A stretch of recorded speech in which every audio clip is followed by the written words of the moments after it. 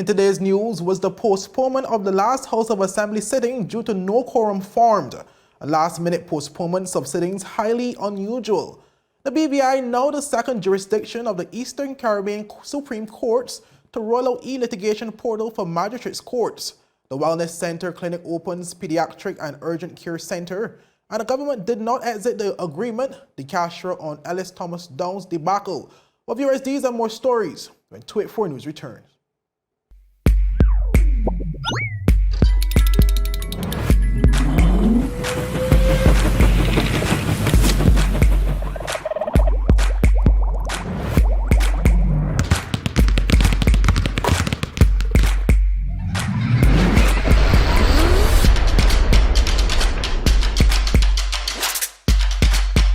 Freeze. Choose your mix. Choose your flavor.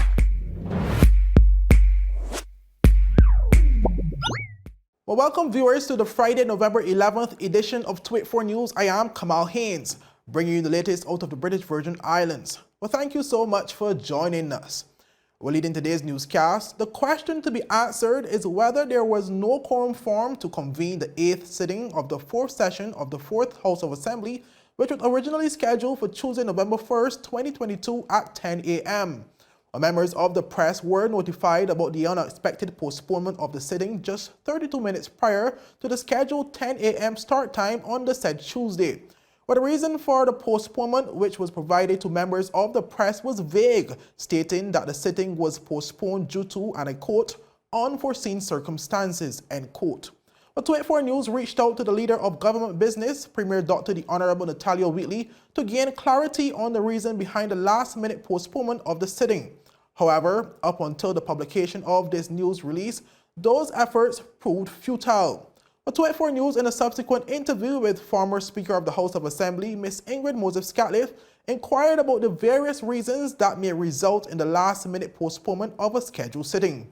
In referring to the standing orders of the House of Assembly, Moses-Scatliffe said usually when such an instance occurs on the day of the sitting, it is due to something significant like a national disaster or once a quorum is not met. Again, everything is driven by the standing orders. Failing having a disaster or something happening in a very short period of time that actually prevents the sitting from occurring, then the sitting should happen. Because once a summons is issued to members, that's the Speaker, the Clerk, issuing the summons to members that the House of Assembly will be sitting. Once the notices are sent, again, to members notifying this is what's going to happen on the sitting, the order paper, everything is gone out, that's it. So once the day occurs,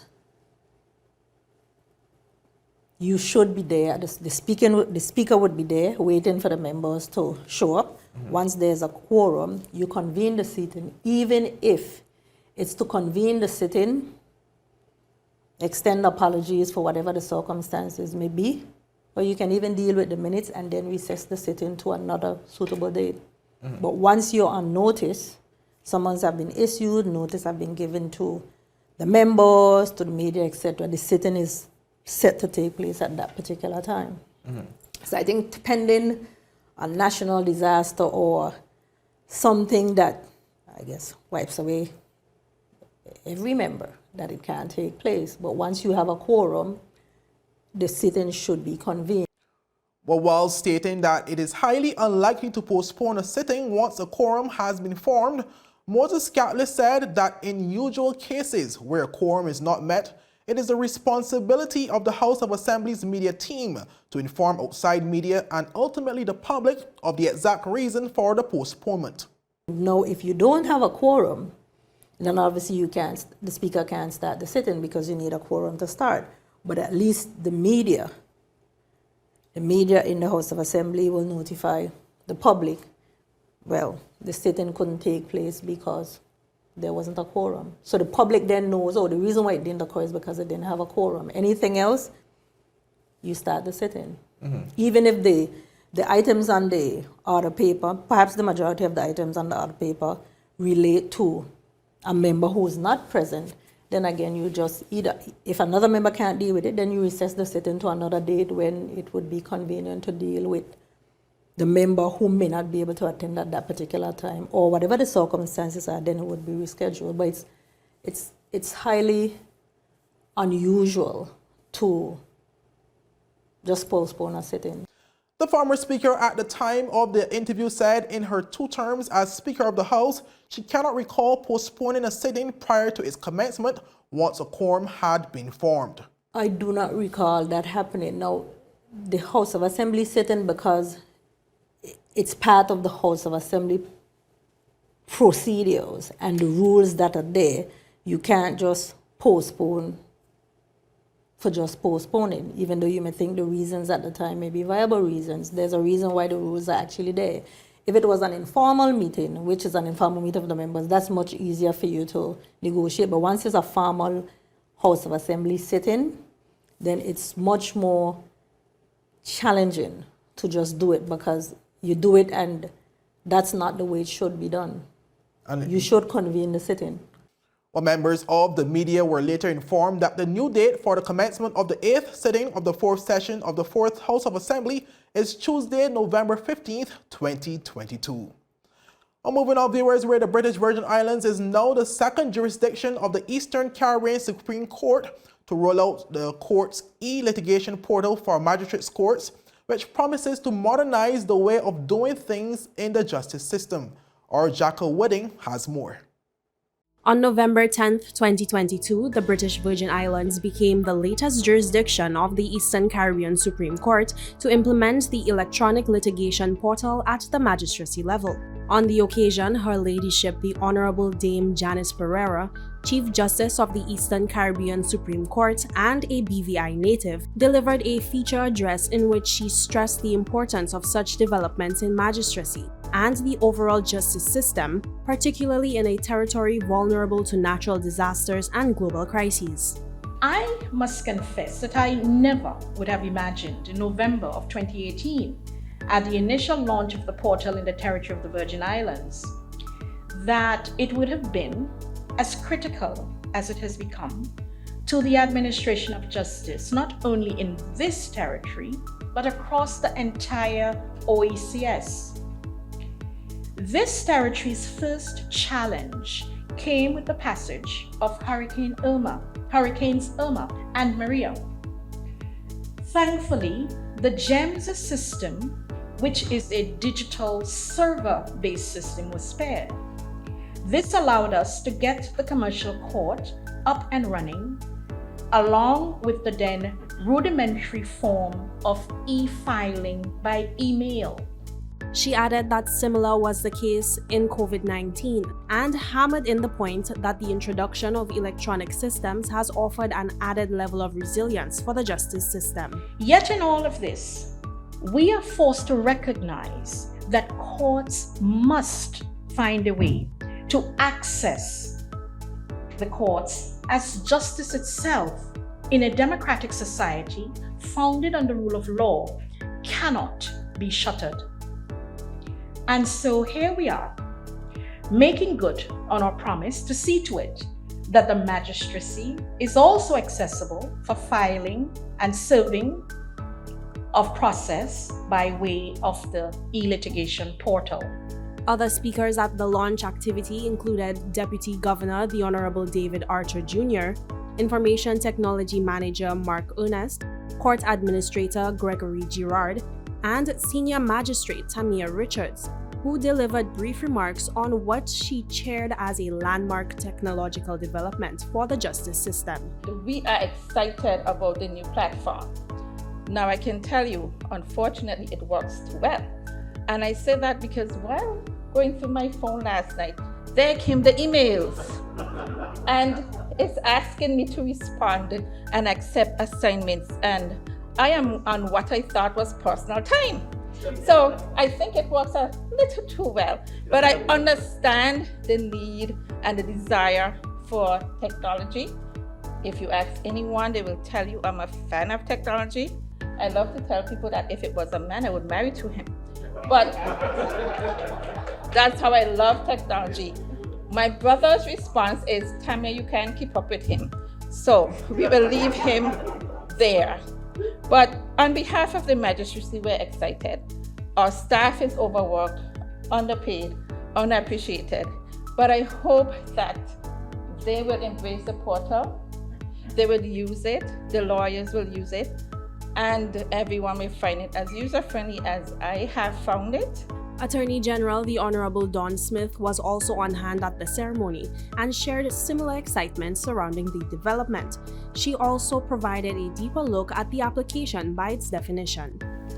Electronic litigation portal means the web-based application which has been developed and implemented to offer stakeholders in the judicial system of the Eastern Caribbean a single point of access for electronic litigation filing, management of documents and case files within the court's registry.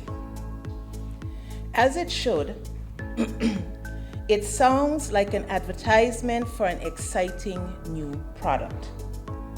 The definition caught my attention and drew an image in my mind's eye with words and phrases such as web-based, application, developed and implemented, stakeholders in the judicial system, management of documents and case files, and most of all, single point of access for electronic litigation. Ultimately, the aim of the e-litigation portal is to increase the transparency and efficiency of court services across the jurisdictions of the Eastern Caribbean Supreme Court, inclusive of member states and associate members of the Organization of Eastern Caribbean States. For 284 News, I am Jacka Wooding. Well, thank you, Jacka. Well, viewers, up next, the Wellness Center Clinic opens Pediatric and Urgent Care Center. And the government did not exit the agreement, the Castro on Ellis Thomas Downs debacle. Well, these and more stories after a word from our sponsors. Is business slow, cash flow down, hosting an upcoming event? We can help. Advertise with 284 Media and take your business or event to the next level by enhancing your present marketing and messaging strategies. Allow our team of experts to create a personalized ad that sets your business apart from all the rest. This could be your business or event. So, what are you waiting for? Contact our marketing team at 284media@cctbvi.com. Advertising with us works. So you're saying I can ask this cat any question? The cat is connected to the computer. You just type in the question, it will read his mind. There the answer comes.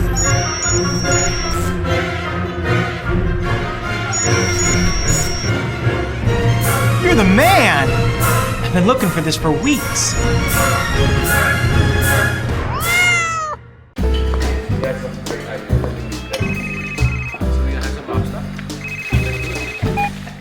Hello? Wait, you had a long time again? You don't say you were sick? What happened to our wedding rehearsal? No, babe. I'm actually watching the news right now. Take a listen. Topping our newscast today, UFOs seen around Tortola Pier Park. And District 3 residents outraged over no water supply. They simply cannot bathe. These and more stories when 284 News returns. Alright, babe, just get some rest, take 2 Advil, and I'll see you later. Bye! Okay, honey. I see you later. I love you. It's clear to see that Coconut Lounge is a place to be, the coolest cocktail lounge in the British Virgin Islands. A lounge like no other, with welcoming, professional service, and a breathtaking ambiance. Not forgetting a diverse selection of wines, beers, and signature cocktails. Cozy, comfortable, contemporary. Coconut Lounge at Tortola Pier Park. Visit us today. Well, welcome back, viewers. Well, earlier today, Dr. Michael Turnbull, wife Mrs. Chandra Turnbull, and staff of the Wellness Center opened the new Pediatric and Urgent Care Center at the Tortola Pier Park. In his remarks, Turnbull shared a bit about the journey of the Wellness Center. This is an auspicious occasion. I'm deliciously proud, to be honest. I came back just now and one of our accounts manager, she asked me, "You didn't look happy." I said, I'm pretty nervous. But it's a great day, honestly. We are here with a great team of people, and I reflect on just 6 years ago, this year, that the whole Wellness Center was started. And to be here on this day as a part of vision that was there from the impetus, and now having this conversation over 2.5 years ago, and that's how long we've been working on establishing the pediatric center, is to create a health home where persons can come, especially children and families. That's our concentration here at the Wellness Center, children and families, to be able to live well, not only in your body, your mind, and everything else in terms of mental health and medical health. And we are really concentrated on preventative health.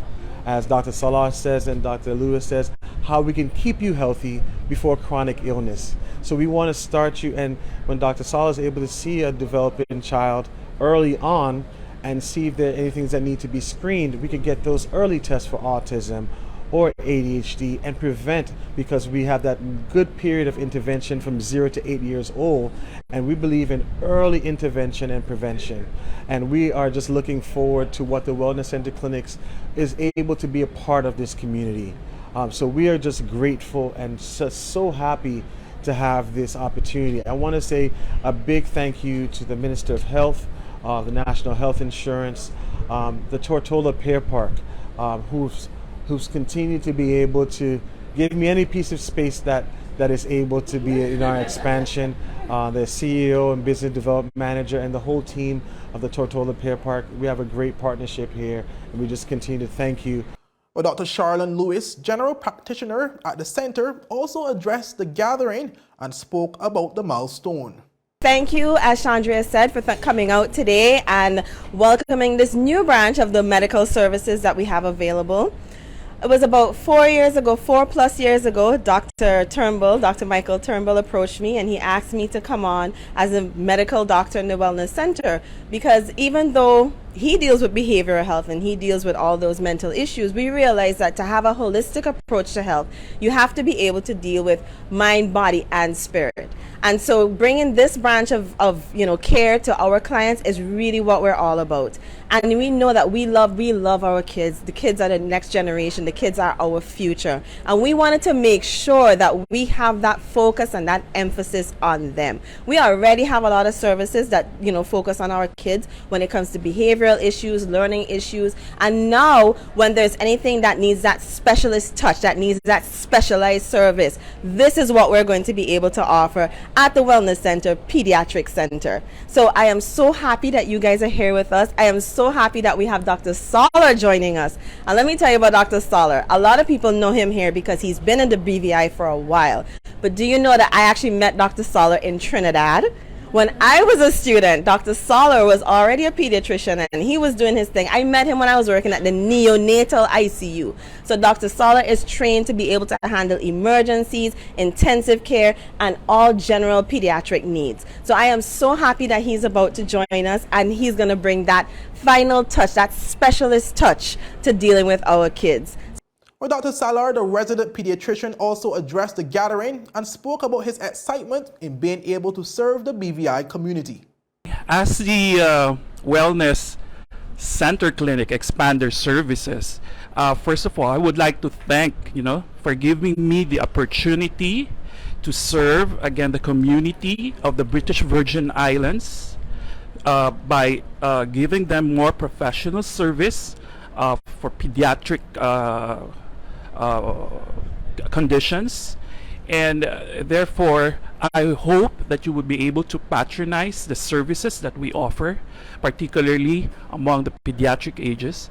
Of course, the services that we have, and I think they've been already giving that over the years, developmental behavior screening, mental health screening, and of course now we have urgent care and your annual checkups and sick visits of children and immunization, also school entry examinations, and Be Well Baby checkup. That's very important.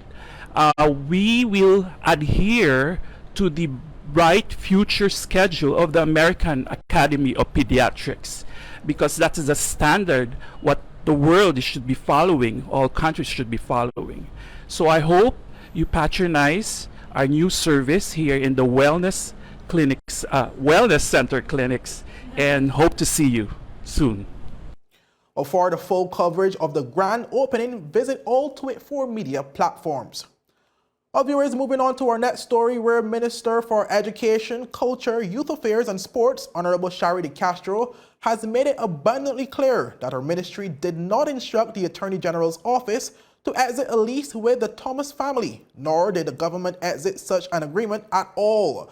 When the minister made the statement in response to questions posed by opposition member Honorable Carvin Malone in the House of Assembly, she was referring to the ongoing saga between the family of the property of the Ellis Downs horse racing track and the National Unity Government. Madam Speaker, no instructions were given to the Attorney General's chambers to exit the lease agreement. The lease was not exited.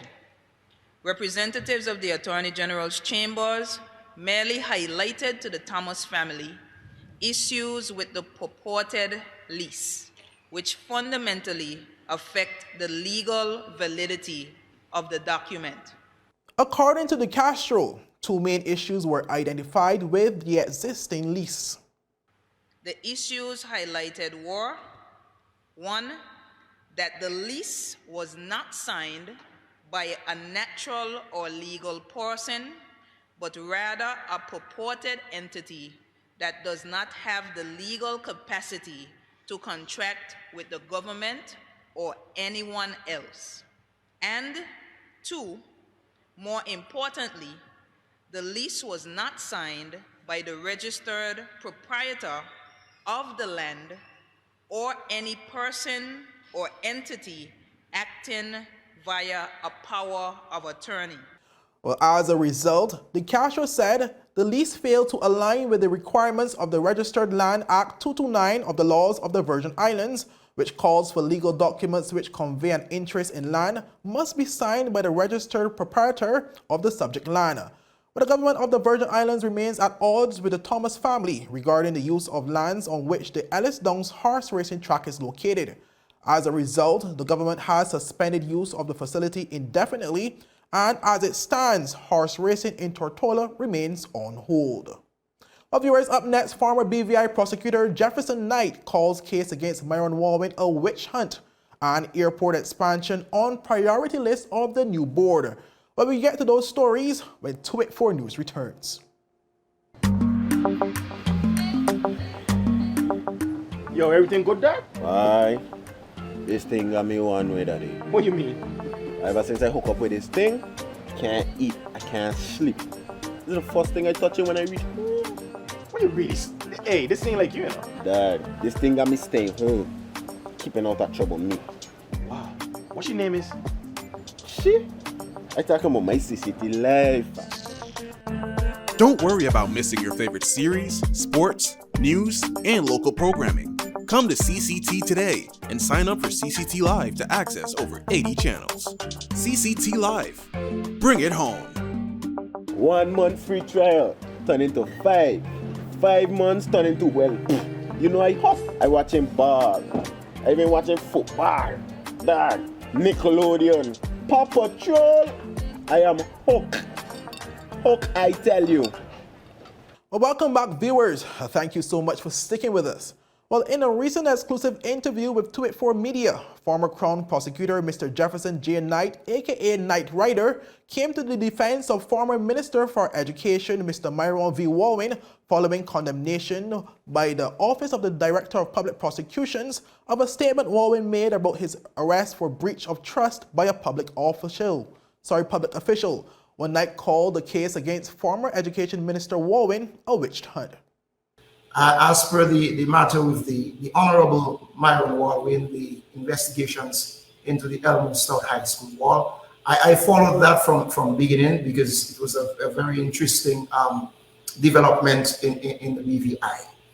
And now that it is, I would have to say, complete, and there is now an arrest of a former minister of government in relation to that criminal investigation, I assume, I have some concerns with the manner in which the investigation went in the first place. Certain statements that former Commissioner of Police Michael Matthews made publicly And then we all know that the Honorable Myron Walwyn was subjected to a commission of inquiry, which seems to focus on the same war.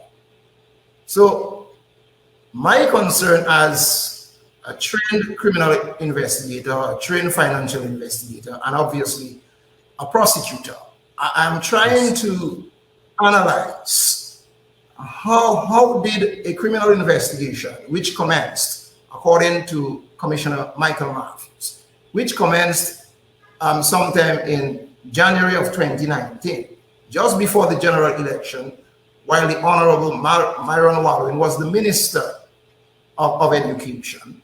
And according to Commissioner of Police Michael Matthews, after the general election of 2019, he said on news that the investigation will continue. And it did continue. And then in 2020, early 2020, Commissioner of Police Michael Matthews told us on the news that the investigation is complete and that the matter has been sent to the Director of Public Prosecutions. Additionally, Knight said that in his opinion, Walwyn is being truthful and did not commit any wrongdoing. Well, for the entire interview, visit all 284 media platforms. Moving on, viewers, to our final story, where the expansion of the Terrence B. Lettsome International Airport is on the priority list of the newly installed BVI Airports Authority Board. Well, this is according to the minister responsible for the BVI Airports Authority, Honorable Kai Reimer, who made a statement recently. Well, he said he had a favorable discussion with the board and expressed that he was pleased with the outcome of the meeting in presenting the government's mandate. I was able to have a good meeting with my newly formed board yesterday, the BVI Airports Authority Board, led by Theo Burke, and the mandate was given that this is the direction that the board needs to be taking the airport into, where we are speaking about increased airlift and expansion of the runway. What we have is over the years, we have done quite a lot of consultancies and have various drawings and so forth in terms of the expansion. So I don't think we need to recreate the wheel.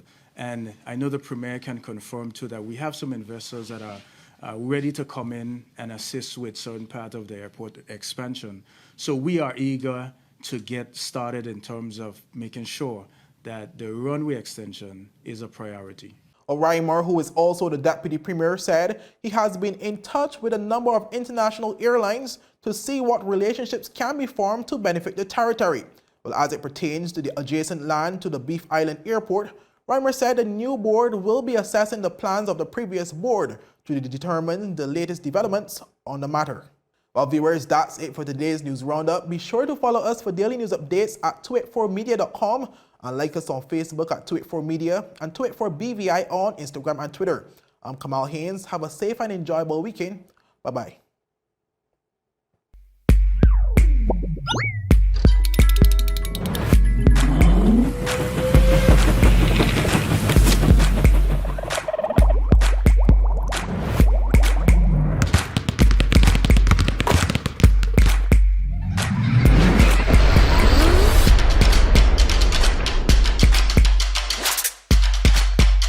Freeze. Choose your mix, choose your flavor.